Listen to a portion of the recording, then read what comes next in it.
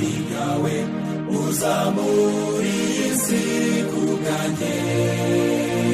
I Betelehemu ntiwabona icumbi kandi uri umwami w'abami.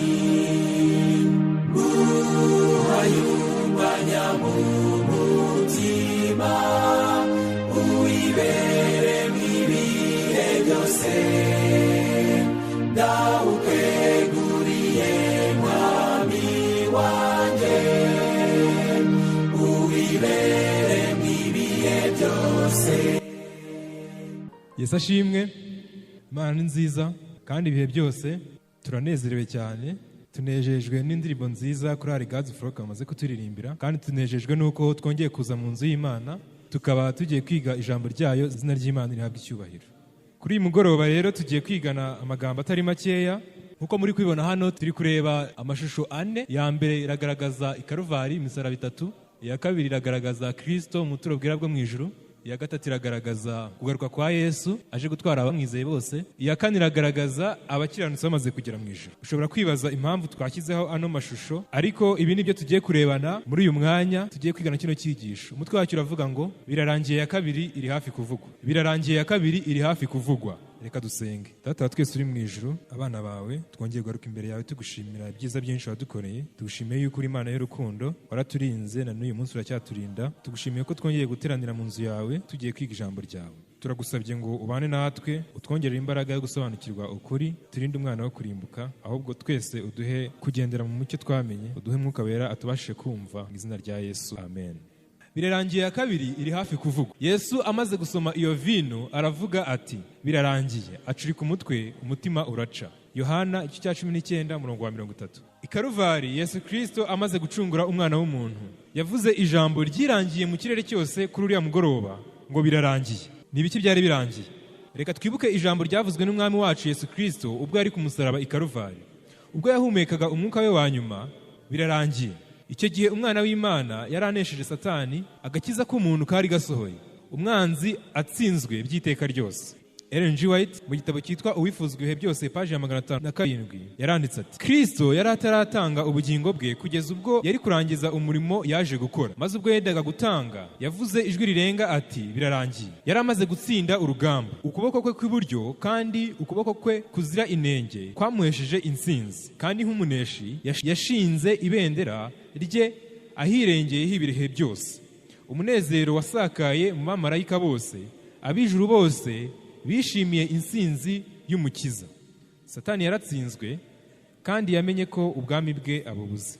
Ijambo birarangiye ryari rifite ubusobanuro bwimbitse ku bamarayika no ku batuye amasi ataracumuye.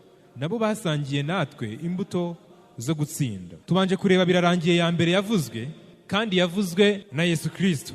Yavuzwe mu myaka 2000 ishize ubwo Yesu Kristo yari amanitswe ku musaraba ikaruvari. Yavuze birarangiye kubera iki? Kubera yuko inama y'agakiza yari imaze kugera ku musozo. Icyo inama y'agakiza yari igambiriye cyari kimaze kuba. Satani yari amaze gutsindwa, kuko igihano cyari kigenewe umunyabyaha cyari cyamaze guhanwa uwari wishyizeho icyo gihano cy'icyaha cy'abantu. Inama y'agakiza yari isohoye. Birarangiye rero, Satani yari atsinzwe burundu.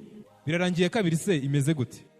Mu ntambara ikomeye paji ya 448 haranditswe ngo bidatinze iburasirazuba haboneka agacu kirabura kajya kungana na 1/2 cy'ikiganza cy'umuntu. Yesu niwe wari imbere nk'umugaba w'umunyambaraga. Ubu ntiyari wa muntu w'umunyamibabaro wo kunyweshwa cya gikombe gisharira kandi cy'urukozasoni n'amahano yose. Aje ari umuneshi mu ijuru no mu isi, kugira ngo acire imanza abazima n'abapfuye, indahemuka n'abanyakuri. Ashingiye ku butabera aca imanza kandi akajya ku rugamba, kandi ingabo zo mu ijuru zari zimukurikiye.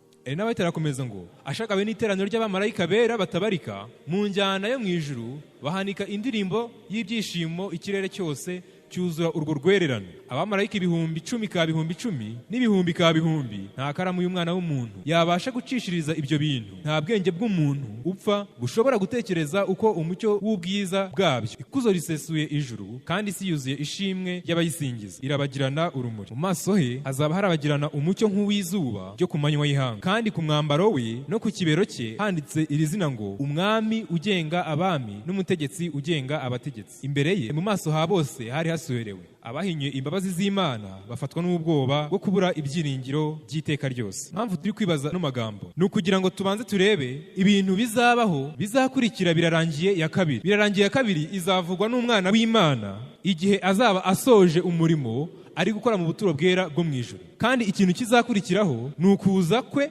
aje gutwara abamwizeye bose. Uko niko bizaba bimeze. Bizaba ari ibintu biteye ubwoba, kandi nkuko turaza kubibona muri iki cyigisho turararikirwa kubitekerezaho, kuko byanga byakunda bizaba kandi tuzabibona. Imitima irakuka kandi amavi arakomangana, kandi mu maso habo harasuhererwa. Abakiranutsi nabo bahinda umushyitsi, batera hejuru bati, ninde ubasha guhagarara adatsinzwe? Abamarayika bahagarika indirimbo zabo, abaho umwanya wo guceceka. Hanyuma bumva ijwi rya Yesu avuga ati, ubuntu bwanjye buraguhagije. Maze mu maso h'abakiranutsi haramurikirwa, kandi ibyishimo bisaba umutima w'umuntu wese. Nuko abamarayika bongera guhanika indirimbo mu gihe bari hafi kugera ku isi. Ikibazo dukwiye kwibaza ni iki? Mbese nzaba ndi mu buhe mugabane? Ubwo Yesu Kristo azaba agarutse, kariya gacu tuhora tuvuga kazamanuka gaturutse iburasirazuba, nuko ubwo kazaba kamaze kugera hafi y'isi, Yesu Kristo abasha kugaragarira abantu bose, azabwira abatuye isi bose ati, ubuntu bwanjye buraguhagije. Nabahaye imbabazi nyinshi kugira ngo mwihane, none ubuntu bwanjye buraguhagije. Ababashije kwihana nabo ngabo nibinjire mu munezero wa shebuja. Turebe iyi si nk'uko Imana iyibona. Urabona muri iki gihe abatuye isi tubona isi mu buryo butandukanye. Nk'ubu nk'abanyeshuri dufite icyizere yuko tuzabona amafaranga, cyangwa se yuko niturangiza kwiga tuzabona akazi, ubuzima bukaba bwiza. Hari n'igihe bishobora kuba atari uko bimeze. Hari ukuntu Imana ibona isi mu buryo butandukanye n'uko twebwe abantu tuyibona. Iyo muri kureba isi muyibona gute? Mbese muyibona nk'ahantu hatanga icyizere cy'imibereho, aho umuntu ashobora kubaho yishimye adafite inkomyi y'ubuzima bwe mu gihe kizaza? Ni ukuvuga ngo afite ibyiringiro by'iteka ryose. Ntabwo ari uko isi imeze. Amafaranga yose watunga, ubuzima bwose wabamo, ntabwo uzigera ugira ibyiringiro by'iteka cyangwa se ugira ibyiringiro by'ahazaza. Uzahora ufite ubwoba bw'ahazaza, kuko uko niko isi imeze. Reka turebe isi nk'uko Imana iyibona. Muri Luka igice cya 17 umurongo wa 26 kugeza kwa 30, Yesu yaravuze, kandi uko byari biri mu minsi ya Nowa niko bizaba no mu minsi y'umwana w'umuntu. Bararyaga, baranywaga, bararongoraga, barashyingiraga, bageza umunsi Nowa yinjiriye mu nkuge, umwuzure uraza urabarimbura. No mu minsi ya Loti nayo byari bimeze bityo. Bararyaga, baranywaga, baraguraga, barabibaga, barubakaga, maze umunsi Loti yavuye i Sodomu, umuriro n'amazuku biva mu ijuru biragwa, birabarimbura bose. Ni nako bizamera umunsi umwana w'umuntu azabonekamo. Iyi ni somo shingiro twashingiyeho iki cyigisho cyacu. Ni ukuvuga ngo ibintu byabayeho mu gihe cyo kwa Nowa. Ni ukubera iki Imana yabyandikishije muri Bibiliya? Ni ukubera yuko uko byari bimeze mu gihe cyo kwa Nowa nta kintu kizahinduka no muri isi yacu niko bizagenda. Mu yandi magambo, nimba Imana yararebye isi ikabona imaze gusahisha mu byaha, no muri iki gihe niko bizaba bimeze. Kandi nimba Imana yarahisemo umuntu umwe kugira ngo aburire isi y'icyo gihe kandi anubake inkuge, ni nako Imana izatoranya umuntu cyangwa se itsinda ry'abantu bagomba kuburira abatuye isi muri iki gihe cy'imperuka. Kandi nk'uko abantu banze uwo muburo, ni nako n'ab'iki gihe bazanga uwo muburo. Kandi nk'uko igihe cyageze imbabazi zikarangira iriya myaka 120 ishize, inkuge igafungwa, niko n'imbabazi zizarangira mu isi y'iki gihe. Kandi nk'uko imvura yaguye igatsemba igifite ubuzima cyose, niko no kuza k'umwana w'umuntu nako kuzatsemba abanyabyaha bose, ariko abakiranutsi bo bazahita bajyanwa mu ijuru, ari byo bishushanya bari abantu 8 bari mu nkuge. Reka dukomeze twihute, turaza kubibona muri iki cyigisho. Niba ibyabaye mu gihe cyo kwa Nowa bizisubiramo, reka tubisesengure. Icya mbere, Imana yenda kurimbura isi yatoranyije umuntu ngo yubake inkuge kandi aburire abatuye isi. Uwo ni Nowa. Yabahaye imyaka 120 kugira ngo bareke ingeso zabo, mu cyongereza byita probation period. Abantu bakomeje kwibera mu binezeza by'isi keretse bake gusa, 8 nibo bemeye ubwo butumwa. Imyaka 120 ishize, Nowa yinjiye mu nkuge, Imana ikinga urugi kurangira kw'imbabazi. Iminsi 7 bari mu nkuge, imvura itaragwa, testing of faith.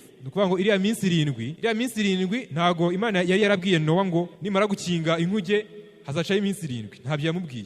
Nowa yinjiye mu nkuge, umunsi wa mbere urashira, imvura itaragwa. Umunsi wa kabiri, umunsi wa gatatu, umunsi wa kane, umunsi wa gatanu, umunsi wa gatandatu, imvura itaragwa, umunsi wa karindwi. Utekereza ko abantu bari mu nkuge bari gutekereza iki? Iminsi 7 ishize, imvura iragwa, gifite ubuzima cyose kirapfa, ariko abari mu nkuge bose bararokokaga. Ibyo bishushanya kugaruka kwa Yesu, abakiranutsi bajya mu ijuru, abanyabyaha barimbuka. Katwihute, ibyo ni ibyabaye mu isi ya mbere y'umwuzure. Mbese muri iyi si y'iki gihe hari igishya gihari?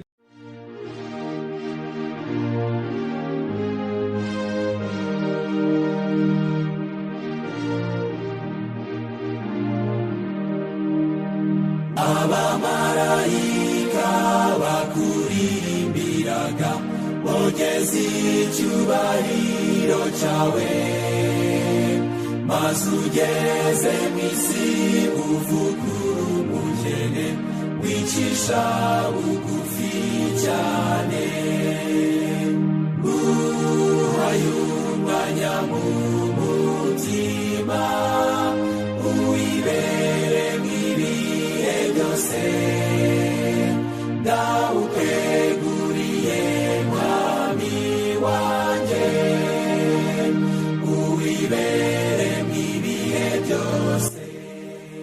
Gushahisha gukora ibyaha nk'uko abo kwa Nowa bari bameze. Urwandiko rwa mbere Pawulo yandikiye Timoteyo igice cya 4 umurongo wa mbere aranditswe ngo ariko umwuka avuga yeruye ati mu bihe bizaza bamwe bazagwa bave mu byizerwa bite ku myuka iyobya n'inyigisho z'abadayimoni bayobejwe n'uburyarya bw'abigisha b'abanyabinyoma bafite inkovu z'ibyaha mu mitima yabo nk'ubushye. Impamvu iri somo twarishyizemo ni ukubera yuko inyigisho z'ibinyoma zamaze kuba gikwira nk'uko namwe mubibona. Inyigisho z'ibinyoma zamaze kuba ikibazo muri iyi si yacu, kandi iki ni igihamya kigaragaza yuko Yesu agiye kugaruka, kuko niko Pawulo yandikiye Timoteyo amubwira ko mu bihe bizaza minsi y'imperuka niko bizaba bimeze. Pawulo yarakomeje aramwandikira aramubwira ngo umenye yuko mu minsi y'imperuka hazaza ibihe birushya, kuko abantu bazaba bikunda bakunda impiya, birarira, bibona, batukana, batumvira ababyeyi babo, indashima, batarabera, badakunda n'ababo, batuzura, babeshyerana, batirinda, bagira urugomo, badakunda ibyiza, bagambana, ibyigenge, bikakaza, bakunda ibibanezeza aho gukunda Imana, bafite ishusho yo kwera ariko bahakana imbaraga zako. Ibi bintu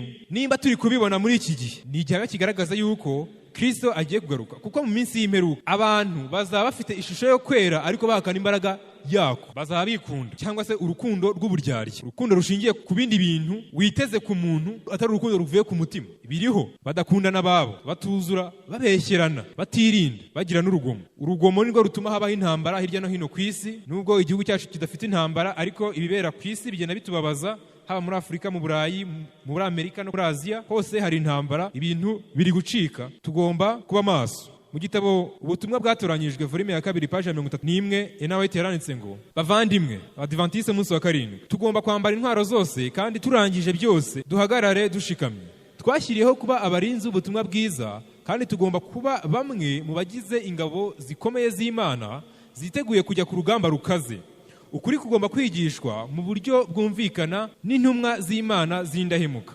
Muri iki gihe ibyinshi byitwa ukuri ni amagambo y'abapfapfa abera inkomyi mwuka muziranenge. Tubonye yuko Imana yahisemo umuntu wo kubwiriza ubutumwa muri iriya si ya mbere kugira ngo aburire abantu bave mu byaha byabo. Ninde Imana yahisemo muri iyi si yacu y'iki gihe? Abadiventiste umunsi wa karindwi, nkuko tumaze kubisoma. Abadiventiste umunsi wa karindwi ni mwebwe mwicaye hano, ni njyewe uri hano. Imana yaduhisemo kugira ngo tubwirize ubutumwa bwiza muri iyi si y'iki gihe. Ubwo butumwa nabwo turaza kubona ubwari. Abantu bo mu gihe cya Nowa, Imana yabageneye igihe cy'imbabazi ngo bihane, nk'uko natwe hariho abariho muri iki gihe. Imana yaduhaye igihe cy'imbabazi cyatangiye mu mwaka w'1844 ubwo Kristo yinjiraga mu cyumba cy'ahera cyane mu buturo bwera bwo mu ijuru. Ni nabwo kandi yahise itoranya abadiventiste ngo baburire isi iby'urubanza rugiye kuza, kandi nk'uko imyaka 120 yari yagenewe abo kwa Nowa yarangiye, niko natwe igihe cy'imbabazi kizarangira. Ntabwo tuzi igihe kizarangirira, ariko byanga bikunda kizarangira. Reka rero turebe iri somo riboneka muri Yoweri, tubashe kumenya ibi bintu nimba koko biri biblical cyangwa se ari amagambo y'abantu. Abadiventiste umunsi wa karindwi mbese baratoranyijwe cyangwa ntabwo batoranyijwe? Ni ikihe gihamya kigaragaza ko batoranyijwe? Yarihaye impano y'umwuka w'ubuhanuzi nk'uko yari yarabisezeranye. Muri Yoweri mumfashe gusesengura uyu murongo, Yoweri igice cya 3 umurongo wa mbere. Hanyuma y'ibyo nzasuka umwuka wanjye ku bantu bose, abahungu banyu n'abakobwa banyu bazahanura, abakambwe banyu bazarota, abasore banyu bazerekwa, ndetse n'abagaragu banjye n'abaja banjye nzabasukira ku mwuka wanjye muri iyo minsi. Kandi iyo umwuka ahawe umuntu, ikigaragaza ko umwuka ari gukorera mu muntu, nuko uwo mwuka azana impano z'umwuka wera. Nzashyira amahano mu ijuru no mu isi, amaraso n'umuriro n'umwotsi ucumba. Reka tugarukire ahangaha. Ni ukuvuga ngo ibimenyetso by'ibihe bitubwira iki? Imana yashyize amahano hehe? Mu ijuru, amaraso n'umuriro n'umwotsi ucumba. Ibi bintu byarabaye, kandi ibyo bintu bimaze kuba nibwo Imana yahise yohereza umwuka wera kubizera bamwe, ibaha impano y'umwuka w'ubuhanuzi. Ibyo bintu rero ni ibihe byabaye? Mwaka w'1780 habayeho ikimenyetso kivuzwe hano cyo kwijima kw'izuba ndetse no guhinduka amaraso k'ukwezi. mu 780. Mu 833 habayeho ukugwa kw'inyenyeri. Ibi bintu byari ibimenyetso bigaragaza kugaruka kwa Yesu. Kandi ijambo ry'Imana ritubwiye ko nyuma y'ibyo bintu aribwo Imana izasuka umwuka wera ku bantu bayo, ikabaha umwuka wera kugira ngo batangire inshingano Imana yari igiye kubaha. Muri abo bantu rero Ellen G. White ari ku isonga. Uwa mbere wahawe iyo mpano bamwita William Foy, ni umwirabura wabaga muri Leta Zunze Ubumwe za Amerika. Imana yamuhaye ubutumwa bwiza agomba kubwiriza mu gihe gitoya mbere y'uko habaho Great Disappointment mu mwaka w'1844. Yabikoze neza kandi Imana yaramushimye. Ubutumwa bwe ntabwo bwari ubutumwa bwo kumara igihe kirekire, we yabikoze neza, inshingano ye irarangira. Uwa kabiri bamwita Hassan Foss, we Imana yamubwiye kujyana ubutumwa bwiza arabyanga kandi byamubereye bibi cyane. Uwa gatatu rero ni Ellen G. White, yahawe uwo murimo mu kwezi kwa 12 1844. Nzashyira amahano mu ijuru no mu isi, amaraso n'umuriro n'umwotsi ucumba. Izuba rizahinduka umwijima, ukwezi kuzahinduka amaraso, uwo munsi mukuru w'Uwiteka uteye ubwoba utaraza. Ibyo byarabaye mu 780. Nyuma yaho mu 844 nibwo itorero ry'Abadiventiste umunsi wa karindwi ryatangiye, kandi Imana yari haye umwuka wera kugira ngo uriyobore. Imana y'umwuka w'ubuhanuzi nta handi iboneka mu itorero ry'Abadiventiste umunsi wa karindwi. Reka twihute. Nyamara uko ubutumwa buri kurushaho kubwirizwa, abantu bakomeje kugabanywamo amatsinda abiri, abemera ndetse n'ababuhakana. Muri Matayo 13 Yesu Kristo yavuze uko uzaba bimeze mu gihe cyacu muri iki gihe turimo. Ni ukuvuga ngo Yesu yavuze ukuntu abantu bazakira ubutumwa bwiza. Ubwami bwo mu ijuru bugereranywa n'umuntu wabibye imbuto nziza mu murima we. Nuko abantu basinziriye, umwanzi araza abiba urukungu mu masaka, aragenda. Nuko amaze kumera no kwera, urukungu narwo ruraboneka. Abagaragu be baraza barabaza bati, mutware, ntitwabibye imbuto nziza mu murima wawe? None urukungu rwaturutse he? Umuntu biba ni Yesu Kristo, cyangwa se umuntu ubwiriza ijambo ry'Imana. Ariko babwakira mu buryo butandukanye. Bamwe bahinduka urukungu, abandi bakahinduka amasaka. Muri ayo matsinda y'abantu bumva ubwo butumwa. Ati umwanzi niwe wagize atyo. Abagaragu be baramusubiza bati, noneho urashaka ko tugenda tukarurandura? Nawe ati, oya, ahari nimururandura urukungu murarurandurana n'amasaka. Mureke bikurane byombi, bigeze igihe cyo gusarurwa. Mwisarura nzabwira abasaruzi nti, mubanze muteranye urukungu, muruhambire imitwaro urutwikwe, maze amasaka muyahunike mu kigega cyanjye. Amasaka ni abantu bazajya mu ijuru, abakiranutsi bemeye kugendera mu murongo no mu mategeko y'Imana. Urukungu ni abantu bumvise ubutumwa bwiza ariko banga kubwumvira. Ubwo ya matsinda abiri arabonetse nk'uko mu gihe cyo kwa Nowa byari bimeze. Ibyabaye mu gihe cyo kwa Nowa bizisubiramo, ni ihame. Ibimenyetso byinshi byerekana ko igihe cy'imbabazi kiri hafi kurangira, kandi n'imyiteguro y'igihe cy'akaga byose byaragaragajwe. Nyamara abantu ibihumbi byinshi ntibasobanukiwe nuko kuri gukomeye nk'aho batigeze baguhishurira. Satani araboga runono ngo atere igitekerezo cyose cyabahindura abanyabwenge bagasobanukirwa iby'agakiza, maze igihe cy'akaga kikazasanga batiteguye. Intambara ikomeye, paje 576. Birababaje cyane iyo Imana yohereje ubutumwa bwayo bw'imbuzi bukomeye, bugatangwa nk'ubutangwa n'abamarayika bera baguruka baringanije ijuru. Isaba umuntu wese ufite ubushobozi bwo gutekereza kwita kuri ubwo butumwa. Urubanza ruteye ubwoba ruzacirwa abasenga inyamaswa n'igishushanyo cyayo rukwiriye gutera abantu benshi umwete wo kwiga ubuhanuzi, kugira ngo kumenya ikimenyetso cy'inyamaswa icyo ari cyo n'uburyo bakwirinda kuzakira icyo kimenyetso. Ubu nibwo butumwa Abadiventiste umunsi wa karindwi batwaye. Nayo nshingano ikomeye y'ibanze Imana yaduhaye, kubwiriza ubutumwa bw'abamarayika batatu ku batuye isi. Kandi ubu butumwa nibwo buzagabanyamo abantu ibice bibiri. Abazabwemera bazashyirwaho ikimenyetso cy'Imana, abazabwanga bazashyirwaho ikimenyetso cy'inyamaswa, kandi bazahura n'akaga gakomeye cyane. Ariko abantu benshi biziba amatwi kugira ngo batumve uko kuri, bagahindukira imigani y'ibihimbano. Intumwa Pawulo atubwira gusubiza amaso yacu inyuma tukareba mu minsi yashize, igihe kizaza ubwo abantu batazumvira inyigisho nzima. Icyo gihe cyamaze gusohora. Uyu ni nawe turi kwivuga mu gitabo cy'intambara ikomeye. Abantu benshi muri iki gihe ntibashaka ukuri kwa Bibiliya, kuko kunyuranyije n'ubushake bw'abakora ibyaha n'umutima ukunda iby'isi, maze Satani nawe akazana ibishuko ahereye ku byo bakunda. Nk'uko Nowa yahawe ubutumwa bwo kubwira ab'icyo gihe, itsinda rito abantu 8 rikaba ari ryo ryemeye ubu butumwa, niko ubutumwa bw'abamarayika batatu buzemerwa n'abantu bake mu isi, kandi ubutumwa nibwo buzagabanyamo abatuye isi ibice bibiri nk'uko byagenze mu gihe cyo kwa Nowa. Hashize imyaka 120 Imana yakinze urugi maze imbabazi zirarangira ku bantu bakomeje kwinangira. Byabaye kwa Nowa bizisubiramo nk'uko twabibonye muri rya somo Yesu abwira abigishwa. Ku wa 22 Ukwakira 1844 Abadiventiste bo hambere bari biteze ko Yesu agaruka, nyamara nk'uko ubuhanuzi bwo muri Daniel 8:14 bubivuga, kuri iyo tariki nibwo ubuturo bwera bwo mu ijuru bwejejwe. Yesu yavuye ahera ajya ahera cyane, kandi nibwo urubanza rwari rutangiye mu ijuru. Mu buryo buhuriranye, uyu munsi turi ku itariki ya 22 z'ukwa 10 2024. Hashize imyaka ingahe abazi ko barabihuta? Hashize imyaka 180 Yesu Kristo agiye ahera cyane. Abo mu gihe cyo kwa Nowa bahawe 120, twebwe imaze kuba 180. Daniel 7:9. Nkomeza kwitegereza kugeza aho bashyiriyeho intebe z'ubwami, haza umukuru nyiribihe byose ayicara. Imyambaro ye yeraga nka sheregi, kandi umusatsi we wasaga n'ubwoya bw'intama bwera. Intebe y'ubwami bwe yasaga n'ibirimi by'umuriro, kandi inziga zayo zasaga n'umuriro ugurumana. Imbere ye hatembaga umuriro uduhumbagiza baramukoreraga, kandi inzovu bari bamuhagaze imbere. Imanza zirashingwa, ibitabo birabumburwa. Byatangiye mu mwaka w'1844 nk'uko tumaze kubibona, nibwo urubanza rwatangiye. Hashize imyaka 180. Uvandimwe, reka twite kuri aya magambo dusoma mu gitabo cy'intambara ikomeye. Igihe ubutumwa bwa marayika wa gatatu buzaba burangije umurimo wabwo, imbabazi zizaba zikuwe ku banyabyaha bo mu isi bacumuye. Ubwoko bw'Imana buzaba bushohoje umurimo wabwo, buzaba bwarakiriye imvura y'itumba, ari byo guhemburwa guturutse ku mwami Imana, kandi bwiteguye rwose guhangana n'ibigeragezo bibutegereje.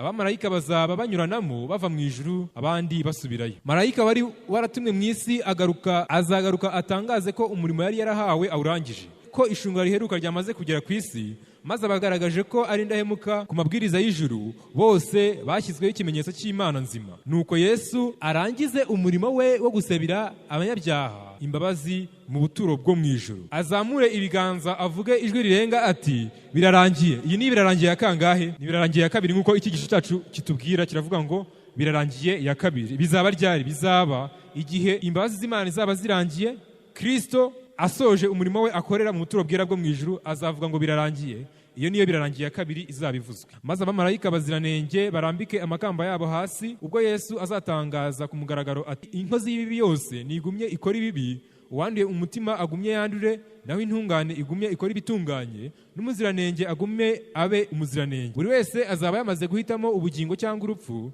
Kristo yarangije guhongerera ubwoko bwe, maze akabezaho ibyaha byabo. Umubare w'abantu be wamaze kuzura. Ubwami, ubutware no gukomera k'ubwami bwose biri munsi y'ijuru, biri hafi kwegurirwa abazaragwa agakiza, kandi Yesu akaba umwami w'abami n'umutware utwara abatware. Ellen G. White arakomeza akaduhugura akavuga ngo, Yesu agisohoka mu buturo bwera, abatuye ku isi bose batwikirwa n'umwijima. Muri icyo gihe giteye ubwoba, intungane zigomba kuba imbere y'Imana ikiranuka hatariho umuhuza. Ibyaberaga abanyabyaha inzitizi bizaba byakuweho, kandi Satani wenyine ari usigaye ugenga imibereho y'abanze kwihana bose. Kwihangana guhoraho kw'Imana noneho kuzaba kwarangiye. Abo mu isi bazaba baranze imbabazi z'Imana, bahinyura urukundo rwayo, kandi basibanga amategeko yayo.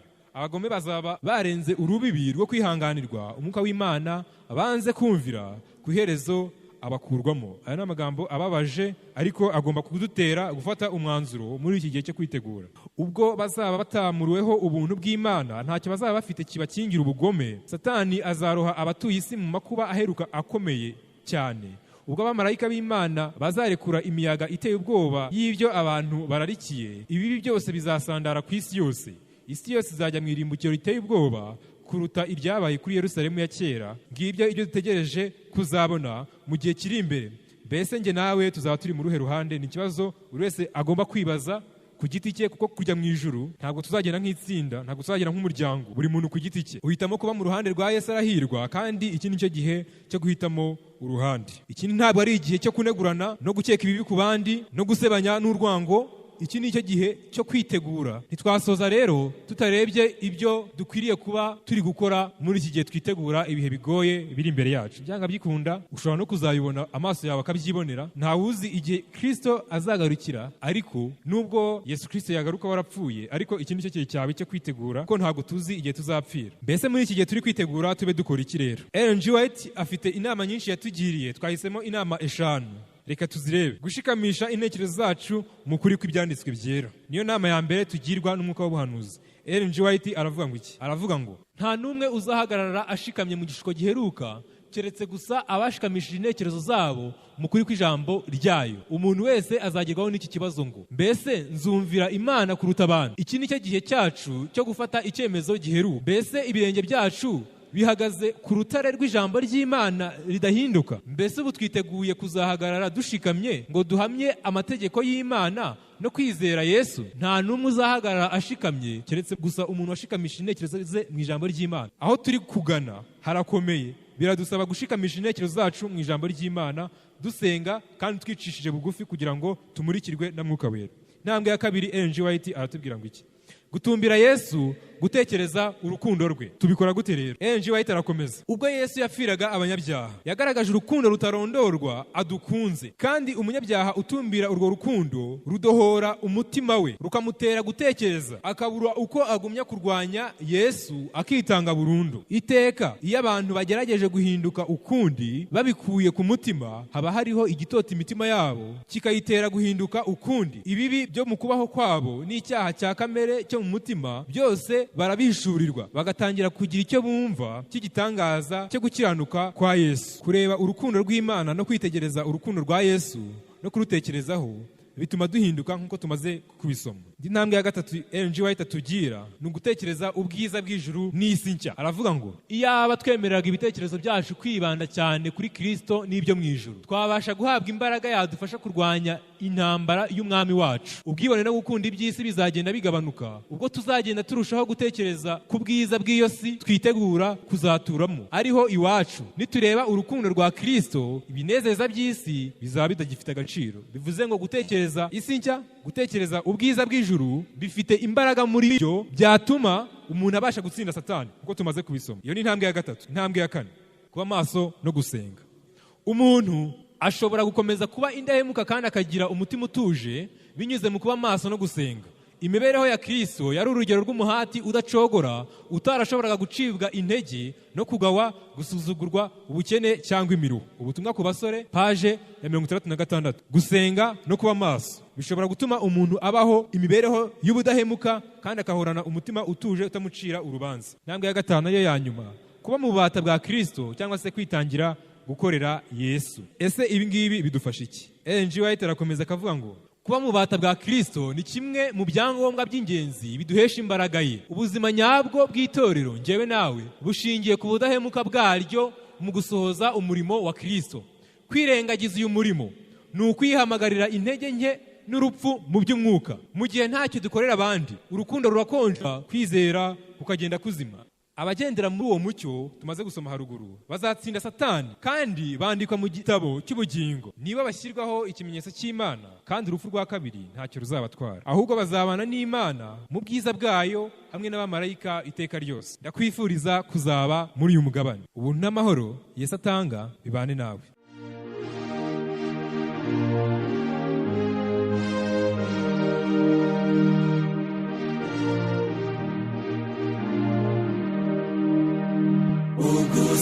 Uzagaruka mwikore ndirimbo, uje mu cyubahiro cyawe. Ndifuza cyane yuko wazahamagara uticara iburyo bwanjye, uhaye umwanya mu mutima, uwibere mw'ibihe byose. Ndawukweguriye mwami wanjye, uwibere mw'ibihe byose.